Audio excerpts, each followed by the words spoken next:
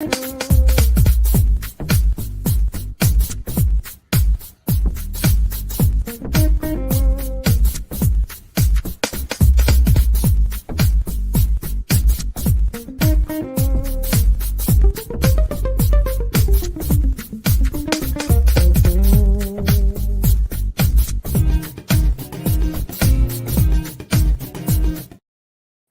and welcome back to another episode of It's a Will for Your Life. I'm your host, Sherry Levon Harris, and we have joining us tonight is Nicole Kidd-Taylor, who will speak on the loss of a child. And please remember, if you have any questions, make sure that you are sensitive and empathetic.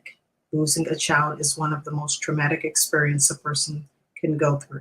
So keep that in mind if you have any questions. Please stay tuned, like, tag, and share, and we will be right back.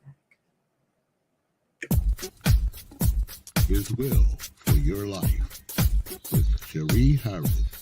This is your weekly Wednesday 7 p.m. podcast. For I know the plans I have for you, declares the Lord, plans to prosper you and not to harm you, plans to give you hope and a future. Jeremiah 29:11. Informative, hot topic, testimony, interviews, along with your weekly guests and more.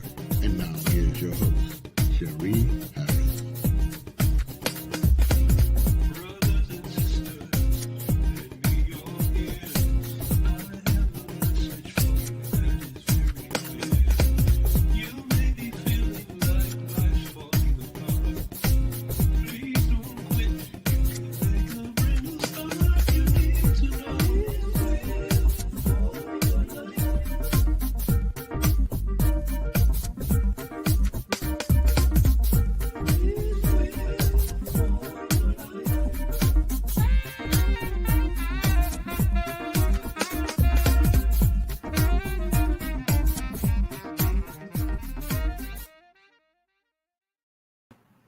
Greetings and welcome back. Again, I'm Sherry Levon Harris, and here is Nicole Kidd. How are you? I'm doing well. My favorite scripture was just read, so I'm good. That is great. This is a school friend, school-age friend that I haven't seen in years, so It's a joy to have her be on this podcast tonight. We hope that you are blessed by what will be shared. Again, we're in our series of minority mental health and self-care, and she's going to share a little bit about what she's been through. And Nicole, I'm going to give you this opportunity to share with our audience who you are and what you do. Okay. Hello, everybody. My name is Nicole Kidd-Taylor, the owner and founder of Nicole Trinette Enterprises. I am an educator, a mentor, a coach, a life coach, a grandmother, a mother, and just a person that's willing to serve.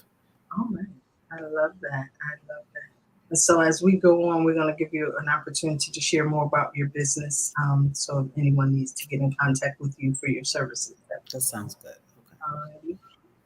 Okay. So this is a really tough subject to talk about. Mm-hmm. And if ever you need a break or while we're talking, just let me know. And take a break. So we're going to get right into it. We're talking about dealing with the loss of a child, and this is really fresh for you. Yes. So can you tell us about your child and what they were like? So my daughter, she was my first child. She was such a wonderful soul. She was artistic. She just was a giver. She was a lot like me.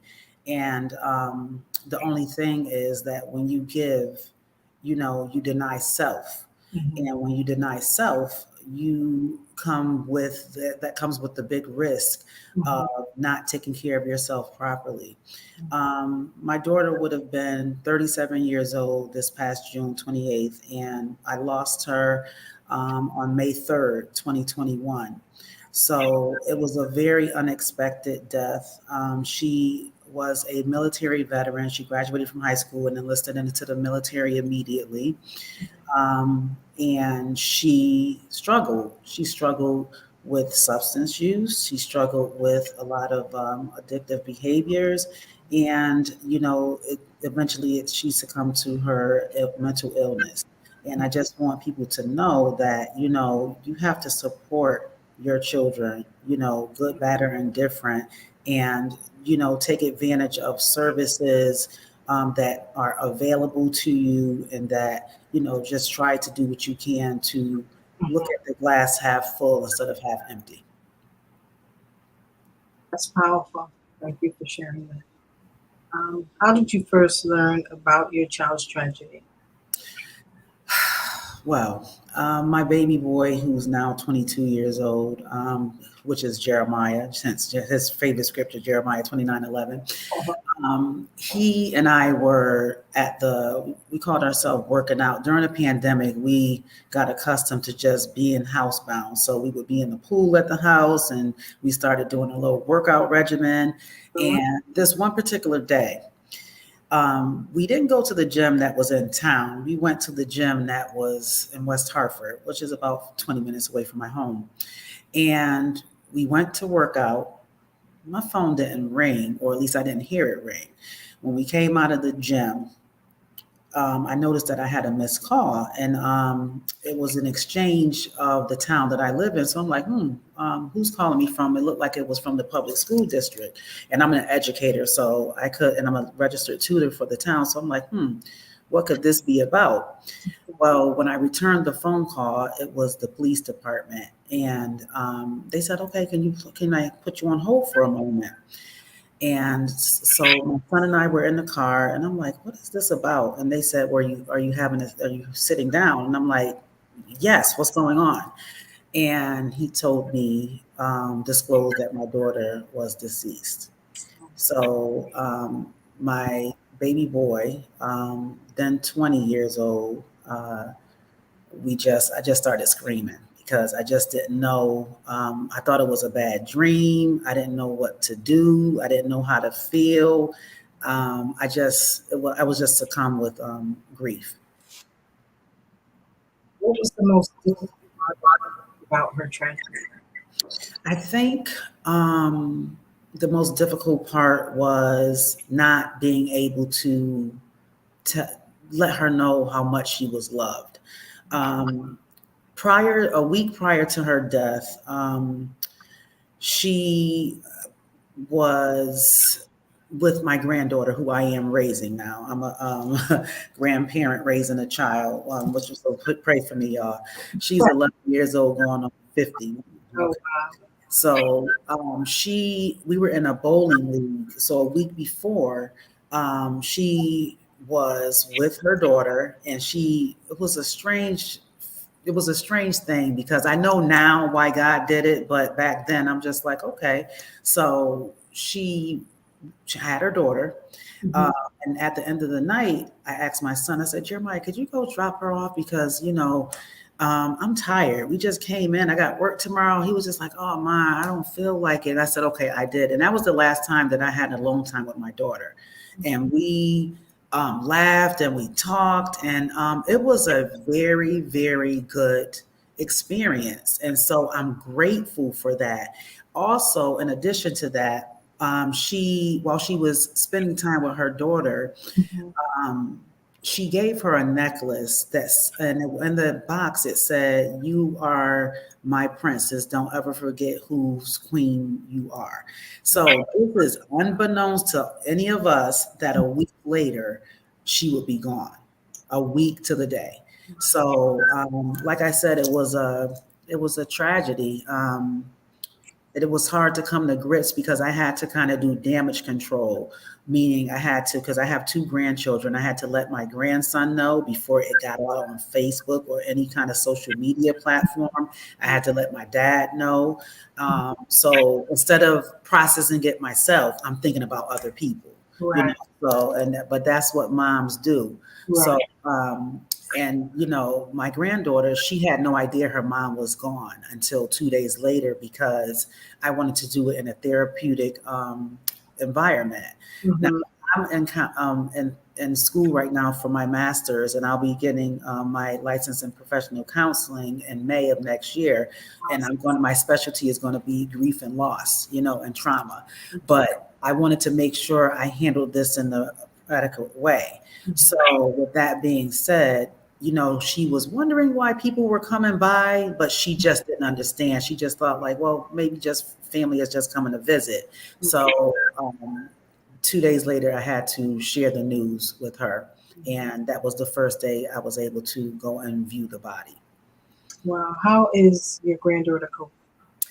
She actually is doing phenomenal. She's verbalizing her feelings, and to God be the glory. Has an awesome therapist that she had even before my daughter passed. She's using her tragedy into a triumph. She wrote a book, "Mommy Don't Go, Daddy Please Stay," uh, Oh, wow. because she actually lost her dad last October. So this child has just been through the ringer.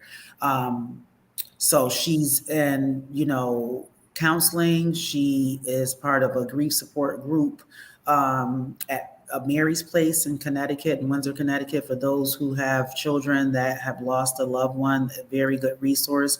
She's going to attend a grief and loss camp for a week. So there's like resources that I've tapped into to keep her busy and to keep her grounded, and for her to like go through the healing process. Some days are good, some days are not, but I'm very, I make sure she knows that it's okay. Some days are going to be good days, some days are going to be bad days. So we're a support for one another. Wow.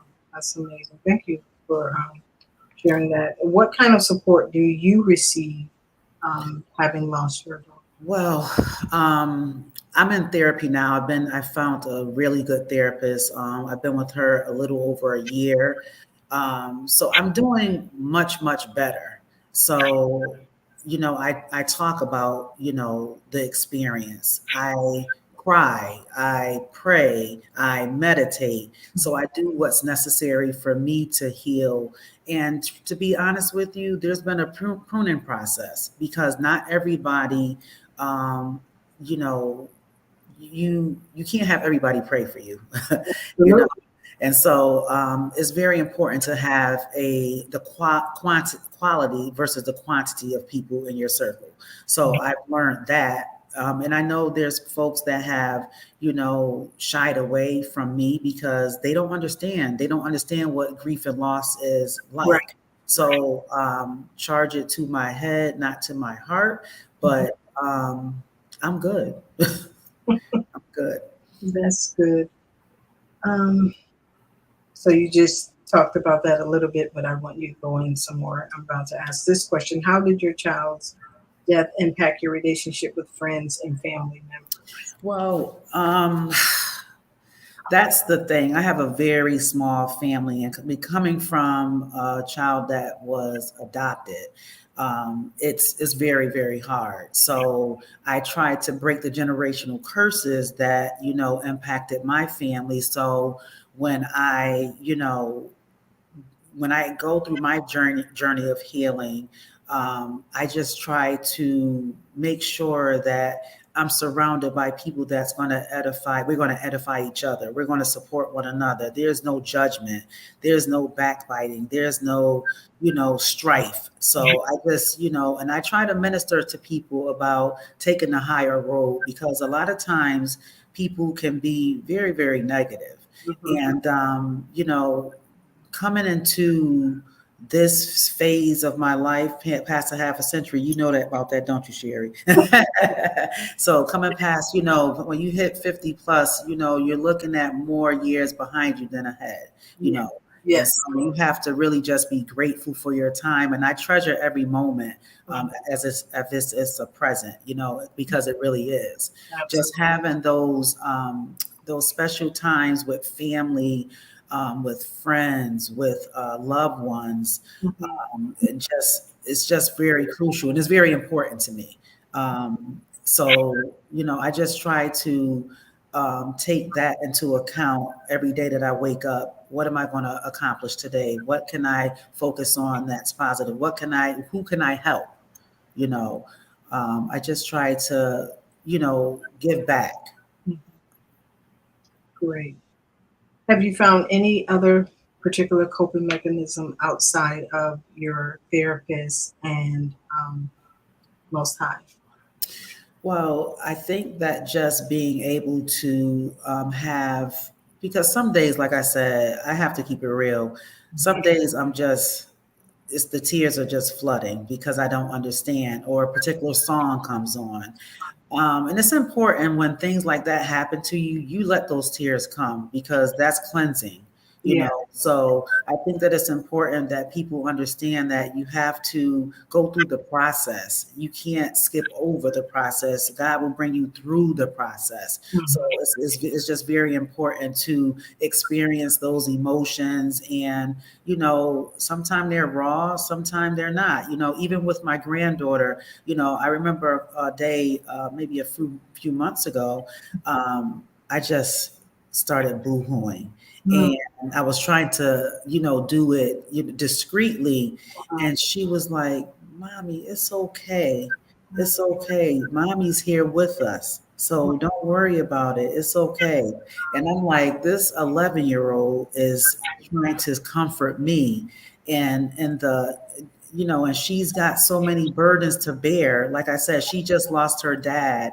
And with that loss from her dad, her paternal grandmother kind of pulled away from her. So the rejection and the, but we do know God, man's rejection is God's protection. So we just have to just bank on what, you know, God does for us, and just know that He's going to put a village around you, and the people that are supposed to be there will be there. Wow. Oh, this is deep.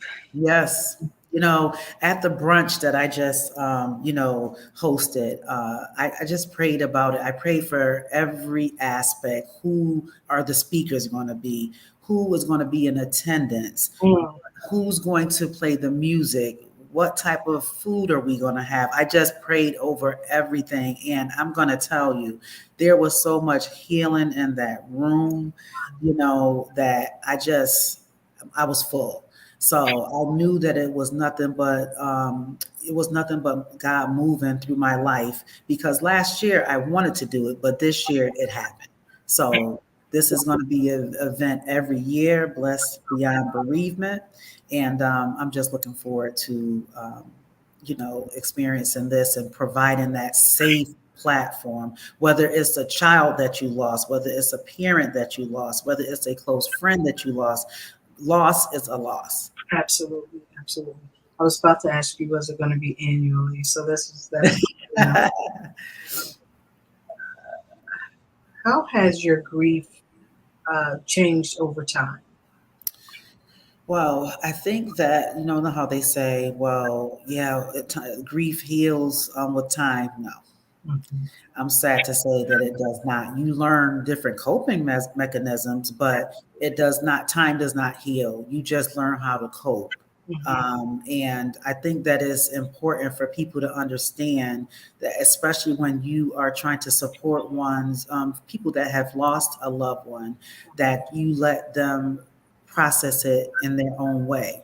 There's Mhm. no rhyme or reason of how they're supposed to heal. There's no rhyme or reason on a time frame that's supposed to take place. It's just important that you provide that support that is needed, because for me, just having a friend to call, just having that shoulder, just having that prayer partner, it has done, you know, people have came into my life that are new people in my life. I have a very, very close friend that I've met about 3 or 4 years ago. That's just like she's like my sister.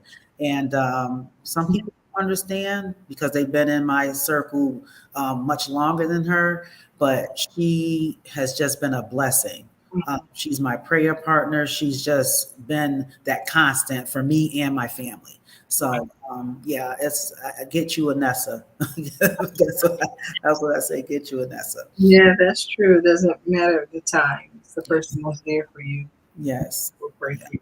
And the people that stepped up throughout the process, I just thank them, because when you're going through something like this, an experience like this, I couldn't even get on the phone with my pastor. My son had to talk to my pastor that night. Wow. Yeah. So I just couldn't bear it. Like, I just, I'm still having like some days I'm just like, wow, she's really gone. Like it's unbelievable. And so, I know that she is with us, and I, pray all the time, and I do things, from the time that she passed. For her birthday was a month and a half after she passed. I did a balloon release, and she's a veteran. So we did a balloon release at the Veterans Cemetery. And when we let those balloons go, it formed the letter T, which is her name. You're kidding. So, and someone caught it on, they caught the picture of it, but it's just that you just know that you know that you know, you know. So I've done like things for tributes for her. I took my grandchildren to Florida, and we had a vacation for her birthday, and we did a balloon release there. So we've done like many, many things in her memory. We do things for Veterans Day. We do like tributes for her. So there's ways that you can honor your loved ones, whether it was that they died from cancer or another type of illness. There's ways that you can give back, and that's what I try to do. And like I said, my granddaughter, when she wrote her book, her book is 12 Ways to Cope with the Loss of a Parent. And though she has 12 techniques in her book for you to navigate through, maybe one or two will work for you, maybe all 12, but she has 12 ways that she dealt with or deals with coping with the loss of her parents.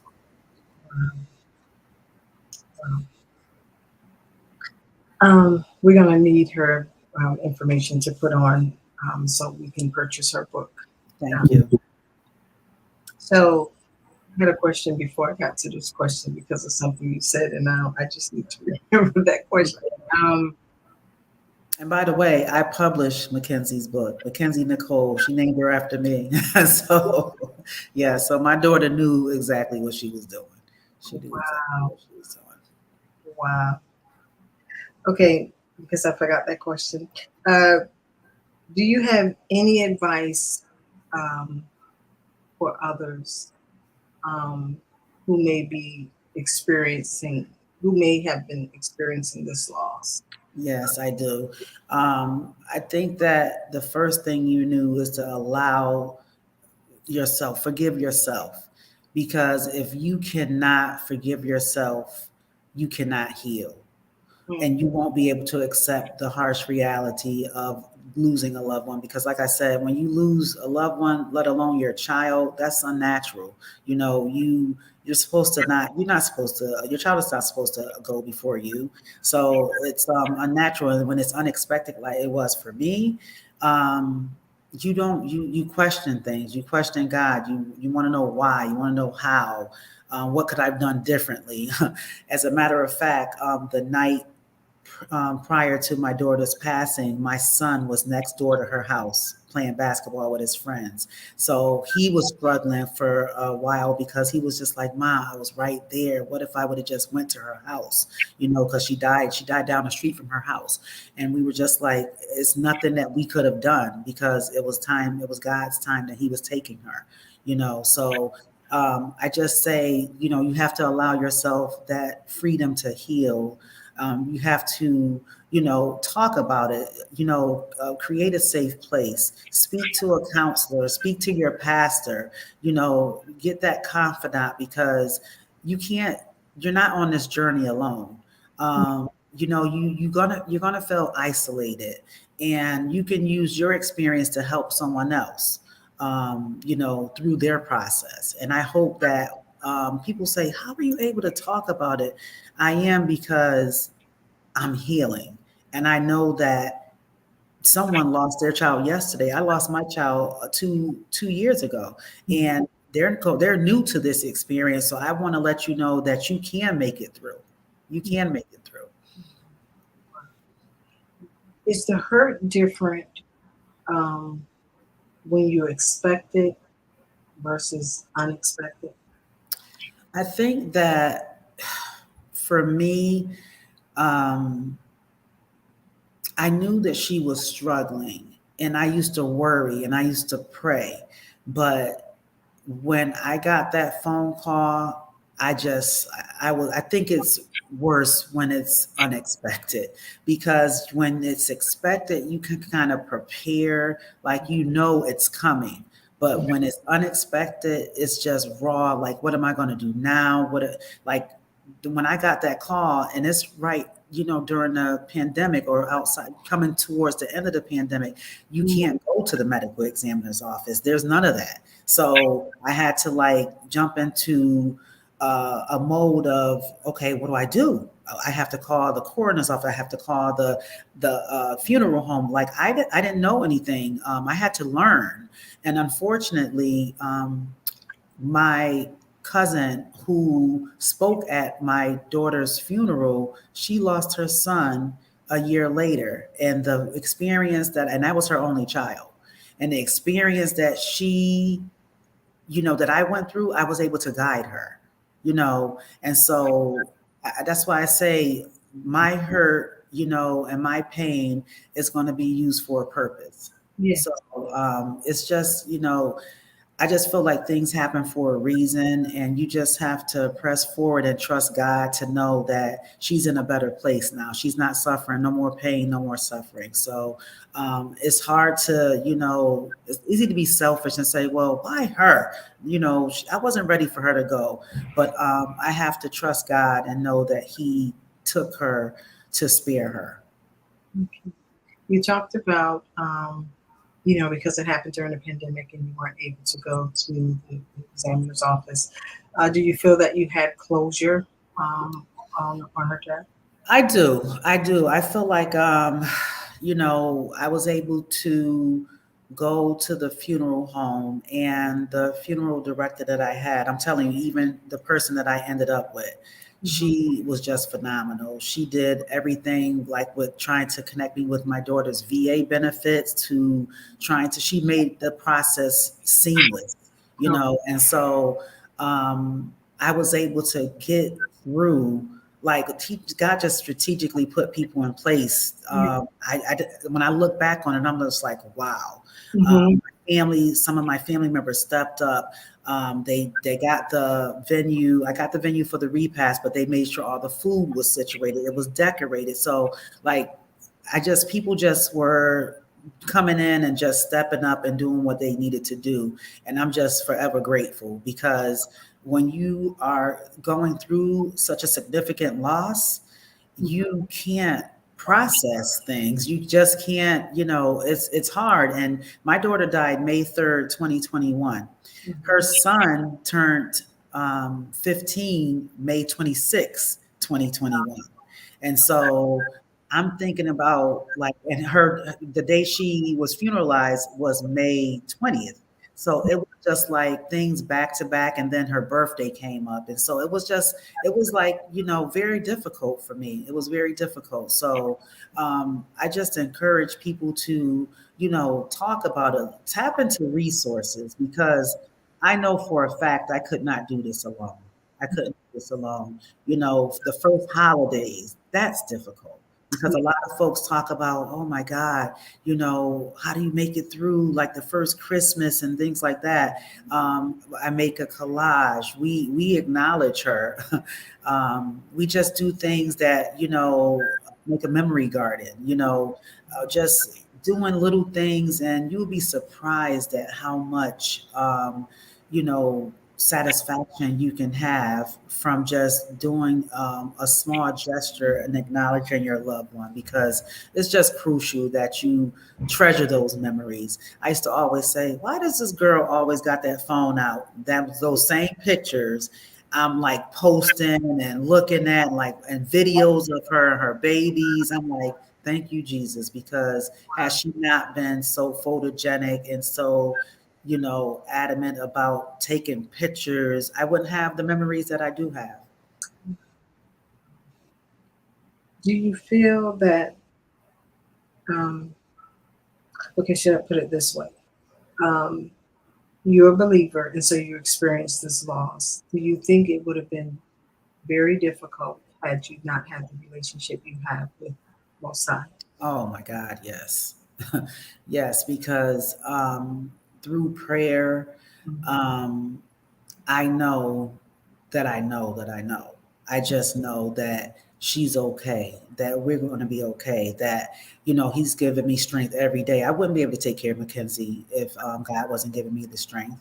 And the unfortunate thing is that I've been witnessing, it's been so much loss. Like it's just unsurmountable. Like like you talk to people and it's like, wow, they lost. It's a lot of folks that, even some of our peers from school, Sherry, was at the brunch. They've lost children. And I'm like, we had children together, and I'm like, this is, it's unfortunate. So just having a platform to speak about it, you just can reach so many people and start that healing process. Like there was some profound things that went on at my bereavement brunch where, if you listen to the title, you would think, well, what do I expect? What is this going to be like? I don't want to go in there and be boo-hooing, but even my keynote speaker, she lost her child several years ago and she tore it up. And we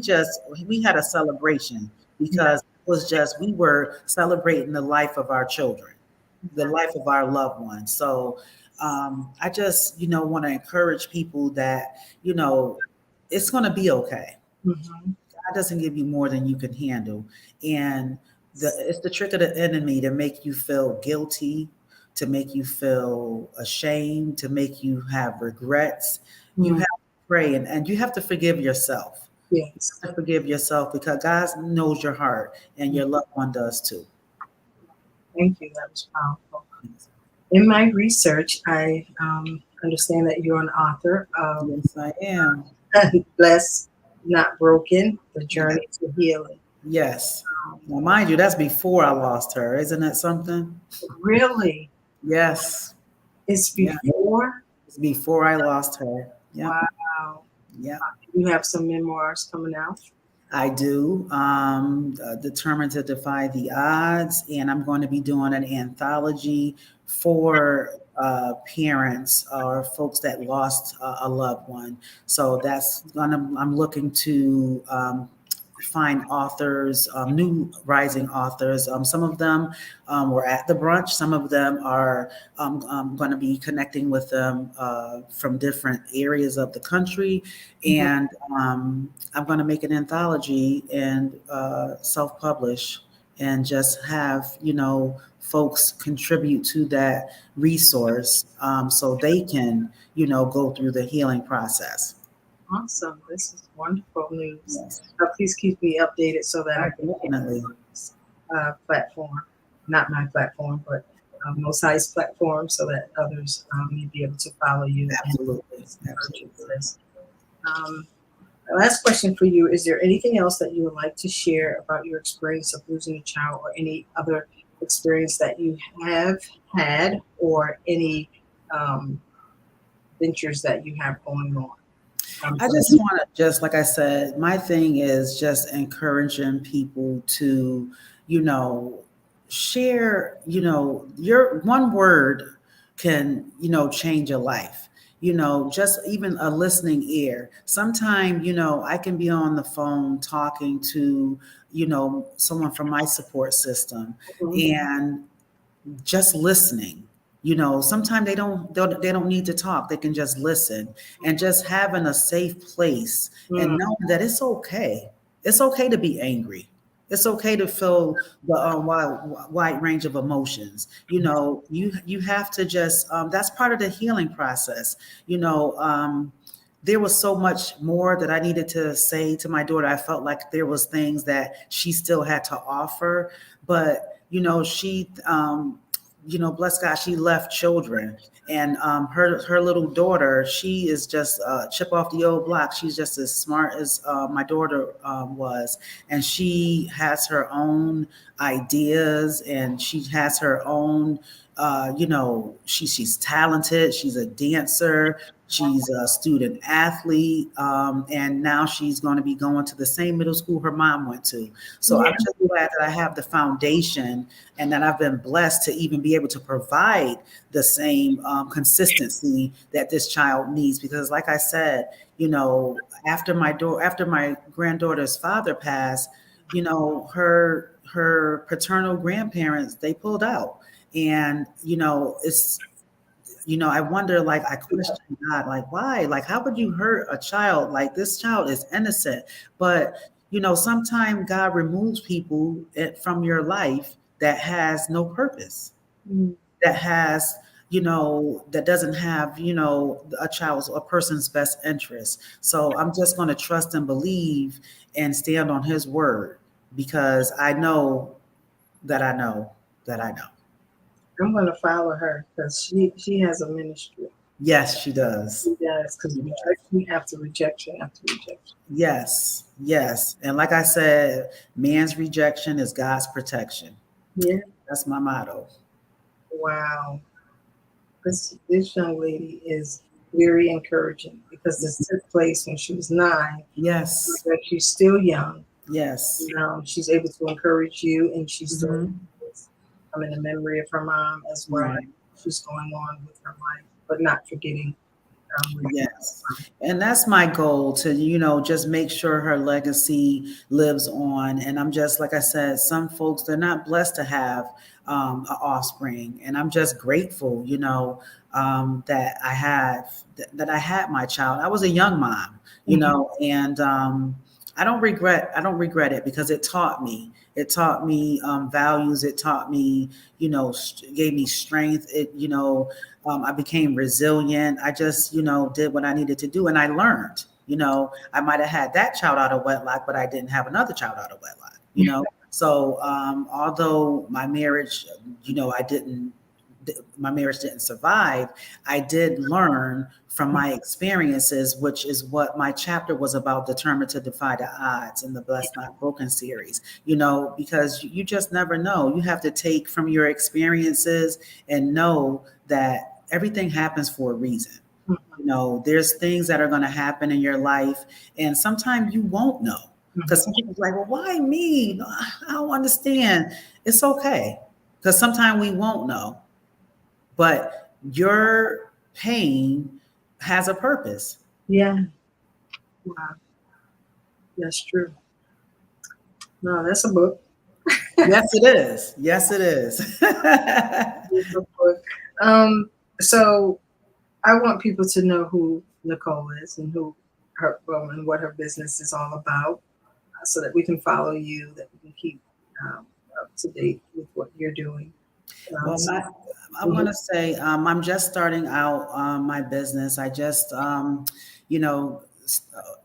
applied for my LLC, and I'm proud to say that I do have it now.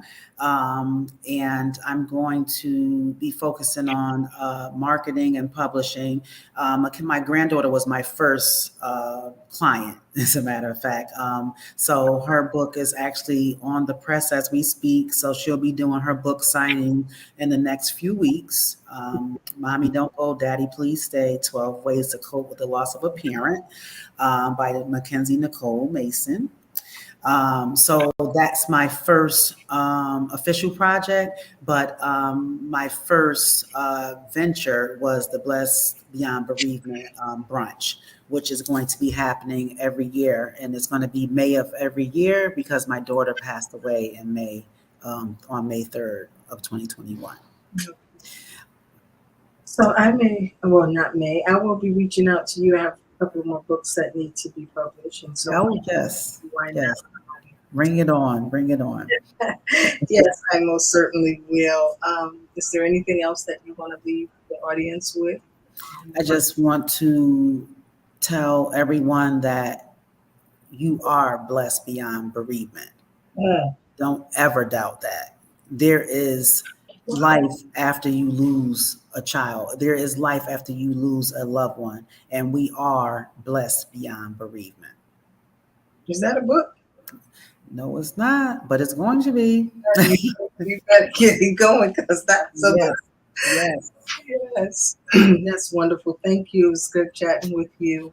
I just want to thank you too for having me, Sherry, because, it's very important to have a platform where people can, you focus on like healing, because I think that there's not enough safe spaces, available. And when we talk about minority mental health and wellness, we need to really support one another. There's, when like I told you, I prayed about who was going to speak at my conference, and I had a black male therapist there, because we don't have enough men that seek therapeutic services. So I just wanted to, we need to open up this, the forum for our Black men, because it doesn't make you weak, it makes you stronger. And when you can express yourself accordingly, it can, diffuse so many different things that manifests itself in your lives.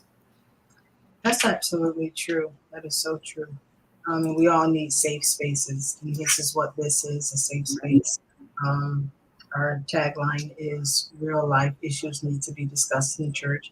And sometimes we shy away from things, or sometimes we don't think that it's important enough to deal with when the congregation is struggling. Right. We do need places like this. I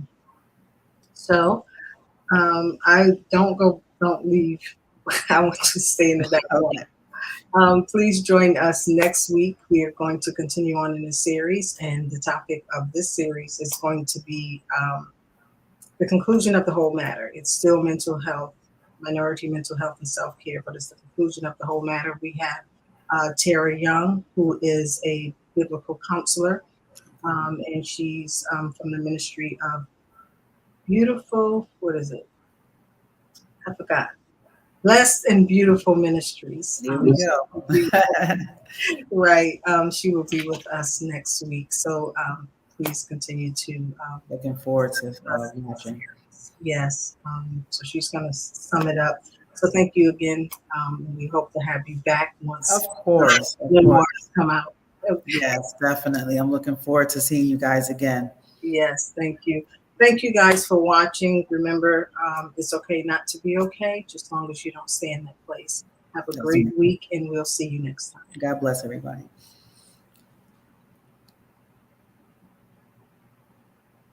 Please join us again next week for another riveting, informative segment of His Will for Your Life podcast with Sherry